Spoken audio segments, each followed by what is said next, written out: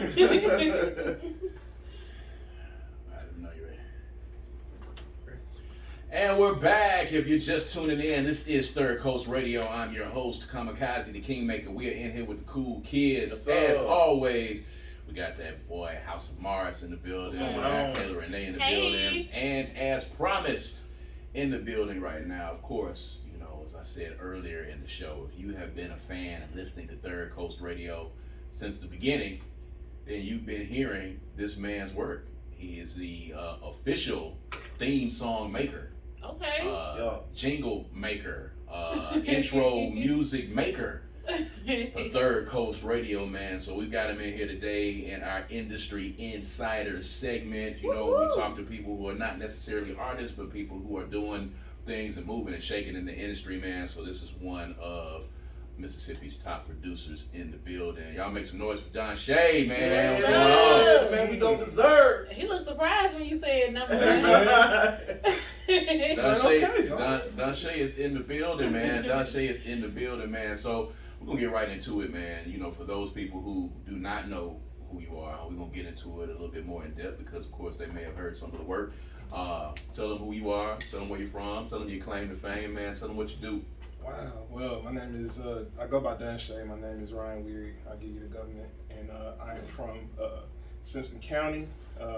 Been in Richland and Rankin County since I was 12. And my claim to fame for everyone in here is somehow, some way I looked up, man, and me and Silas hooked up on Gullah Gullah Island. All right. Okay. So we're going to talk about that in just a little bit, but how did you come up with the name Donche?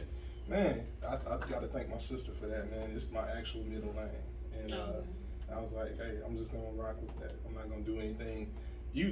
Everybody has gone through those terrible rapper names and terrible producer names. And I'm not going to disclose how bad it was. No, you got to disclose it now since you brought it up. What were some of the other producer names you had, man? So you just have been producing, or did you try MCing at one point?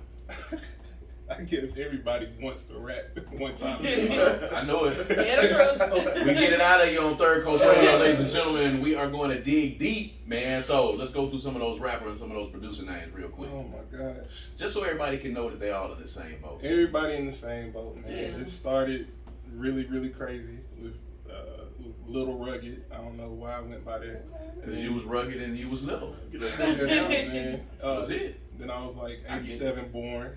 That was gonna be. She was born in 87. And then I just was like, let me Logically, that makes sense. I'm not gonna go through none of the other ones. Those are only two I'm gonna put on there. I'm sorry. Logical names that you come up with based upon, you know, objects that you might see in your room, you know, your house, you know, living, school, any of that. You know what I'm saying? Little rugged. You know what I'm saying? You hit the nail. You was rugged. You was little. You know what I'm saying? I'm a little rugged. It was you know on what the I'm saying? shoebox, man. There it is. Wow. There it is. And that's literally. I'm gonna go with that. That's literally how people come up with their names, man. That's how it goes, man. So, how did you get into? So you know, of course, you say everybody tried to rap at one time. So, how did you get into producing from MCing? How did you get into making beats? Well, I gotta thank a couple of key people. I thank my mom and I thank my older siblings. My mom wanted me to, you know, learn piano. She put all of her children through that torture of like, you know, throwing them in that and was, you know, trying to see what they would, if they would like it. Right. I was the only one that liked it. Okay. And I loved like, you know, playing stuff that I heard on the radio. Uh-huh. And from there, it just kind of naturally progressed. Yep.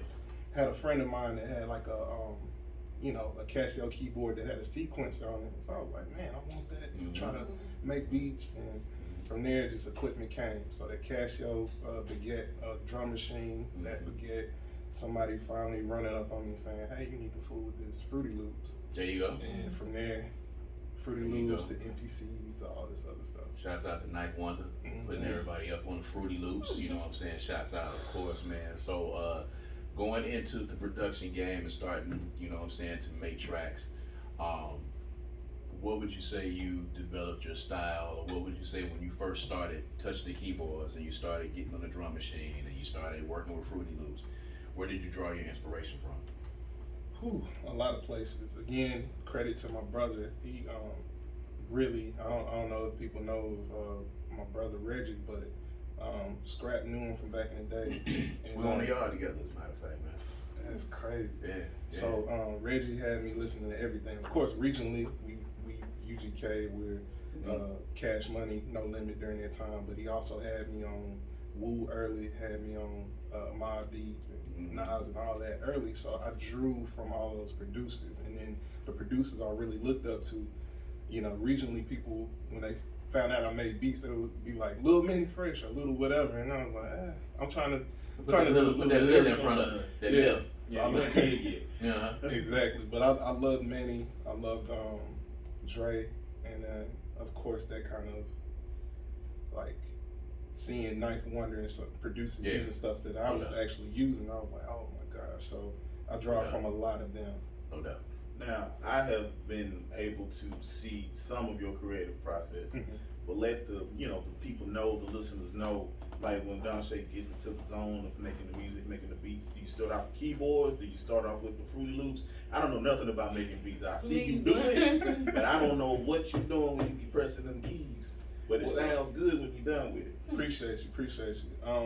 Most times I make a decision. I make a real decision of if I'm gonna sample or not. That's the first thing. Then from there, whatever idea is floating in my head, I try to get the melody out of first before I kind of adjust things. And so, but the reason I talked about sampling is sometimes something can be in my head and I'm like, okay, I heard this, I want to make this, put a spin on it. And the thing about it is sometimes it doesn't work out the first time. Like I said, with Gullah Gullah, I had tried sampling that before, but I had tried making that like the main melody, and that did not work. It was really cheesy. I might put it out there one day, but it was really cheesy. So what I ended up doing was just making my own melody and just lining it with that noticeable, that recognizable come and let's stay together. I did that, and that it came out so much doper. So it all depends on feel. It all depends on making a concerted choice of if you're gonna sample or not. And then when you do that, just take all those ideas, pour it out, and then shape it into what you want it to be. So Now you did mention the piano lessons. My mom, I was a kid that after school I just didn't want to go home for some reason. So during the off seasons for sports, I did piano lessons. I remember C, D, E, F, G, the main keys. And I remember playing, I don't know if you did this, but I think everybody around that time was playing The Whole World. Dun, dun, dun, dun. Everybody was learning it on the piano. But I want to ask you, are you strictly like self-taught, or did you have people to come in and kind of teach you, or did you? Good question. So when I first took piano lessons, it was from an older lady in McGee. So she was an older lady too. she was teaching us those old like hymnal ways, and that's a decent way to start out in the beginning. But she didn't challenge me outside of that. I really wanted to learn jazz, and so all the stuff I was learning was beneficial. But I ended up just mostly playing by ear, mostly kind of figuring out my own melodies, and so that's how I got into it. But you got to go through all of that. Like it's right now, if you wanted to make music, this is the best time to make music because you can literally just learn it, through YouTube, university, and through different ways. But I really do appreciate having those basics and those type of lessons, even though I hated like banging those like corny tunes out. Like it really made a difference. It made a world of difference. Those piano lessons, man, those old school piano lessons. I, by the way, incidentally, was able to master Yankee Doodle. Okay.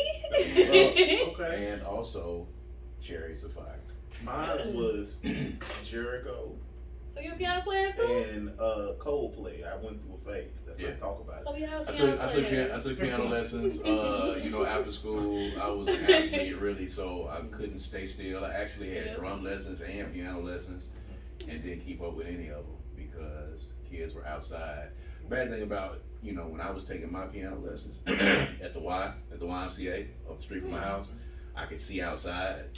So when I looked outside and I saw people actually playing kickball and basketball while my lessons were going on, that pretty much killed it. Like if I'd had the opportunity to take and now I kind of regret it because if I'd had the opportunity to stick with it, I'd have been fluent in two different things, and I could have been Anderson .Paak instead of Anderson .Paak being Anderson .Paak if I'd have done it. So, you know, in another dimension, in another world, on another earth, you know, that could actually happen. So, you know, when you talk about you sampling, you know, in this day and age, we know how much that costs to be able to do that. We know what happens with some records, you know, not being able to make final products and things of that nature. So when do you decide whether or not you want to use a sample, and do you ever think about using a sample before you put it in the record, thinking about maybe long term if somebody ends up using it? Oh, definitely now. Definitely now. I learned my lessons. Took my bumps. Man, yeah, Gullah was probably the biggest bump. But it also, Yeah, it was a huge bump. It was a huge bump. But the thing about that was, it was such an awesome lesson. Like, what it taught me was to always be prepared. You know, I don't. Y'all might have been prepared for it to jump like it was jumping, but I was not prepared for it. Yeah. When I first put that beat on, because I put it on SoundCloud way before he peeped it. It did numbers right then. I knew that day that I made it. I was jumping around upstairs. That's what made me, you know, get in the booth. I was actually gonna do a song, and I was like, I did the lyrics. What makes a little rude? I was like, scratch that. Because a lot of people don't know that's you on the That's me. That's you. Oh, for real? Yeah. And So you was ready to get in there and I really didn't know actually that. get on the record.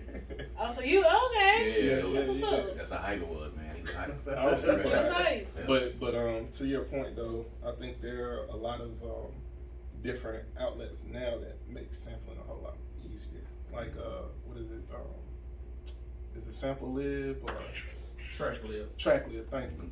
And a couple DJ of Java coming in, boom, dropping the knowledge. There we He's go. so good. And there's so many different areas where you can kind of license out samples a lot easier than just trying to, you're Joe Schmo trying to call up Trying to call in, a label and get it cleared yourself. No, like, That's a really good thing. So you're making the music, making the beats. You also are dabbling into photography and cinematography and all this. I say it right? Okay. So tell us about that. Tell us about this new journey you're on, because you got mad equipment now. You out here Mad equipment. mad. So mad equipment B. So Major right here. but so many wires. So when the pandemic first hit, one of the things I kept hearing people saying is take this time, invest in a hobby, learn something you've always wanted to learn. So I was like, okay, I'm gonna get one used camera, because I've always been fascinated with making videos, and I want to do that and put like my music to it. Just the same type of things that Kaylin Ellis and them are doing right now, but they're doing it on a high level, like a consistent level. And so I started with that, and that I ended up buying 3 cameras, light kits, and all this other stuff, and You ain't. been using it for mainly church stuff. I'm gonna start using it for other podcasts and things. Black Pocket Podcast. Let's talk about that real quick, man, since you're in here. You know what I'm saying? Is this the camera? Since Robin ain't gonna let it slide. So let's talk about that real It ain't quick about while you're in me, here, it's man. about The Black Pocket Podcast, you know what I'm saying? Shout out Yourself, to Black Pocket. House of Mars, you know what I'm saying, doing your thing. So talk about the Black Pocket Podcast, how it came about, and, you know, tell the listeners what y'all talk about on the podcast, where to check y'all out. Definitely. Well, it's his brainchild. Robert came to me and Justin Ransburg and wanted to, you know, just talk about things from those different perspectives. He a veteran, me a producer, Justin an artist, and talk about the things we were kind of talking about anyway as friends and as brothers in nerdom and all that type of stuff. And so on the Black Pocket Podcast, we kind of talk about a little bit of everything, what's going on in the world, but things also locally, things to do with nerd culture, and then things to do with just Black culture at large. And so that is very astute, brother. That's excellent description. Appreciate you. It really And is. I love it, man. Don't listen to the R. Kelly episode. I was on one. Oh boy. I was really on one. We've had several discussions about that here. I can imagine, you know, Yes. what you have been on there, man, getting it done. So, everybody wants to know, of course, you are the producer of Gullah Gullah Island. We've had Dear Silas here in the studio, and he's told that story ad nauseum, hundreds of times of how Gullah Gullah Island came about and how it went viral and started, his rise. So from your perspective of being the person who produced the record, talk about that timeline from when you put the record up on SoundCloud and the discussion that came about, and then how you suddenly looked around one day and everybody was sharing the record on social media. It was craziness. So, Fifth Child had me as one of the producers for his first basement event when he was doing that on Farish. Yep. And so one went by, and then he brought me back for the next one. And that was when y'all were doing y'all thing, introducing Silas. He performed that night. And so he saw me, we chopped it up afterwards. I knew him from just the Trey Parker back in the day. Right. But I just wanted to tell him he did a great job, and he congratulated me on the beats. It was like, we should click up. And so I just sent him to my SoundCloud. He listened to a couple things, but that was the one that jumped out to him. So saw him again at another Fifth Child event over at the Planetarium. And I'd already sent it to him, but I sent it to him without the vocals, because I was like, clearly nobody's going to be rapping over me jumping around acting like Amigo. But he was like, man, where the vocals at? I was like, oh, you really wanted that?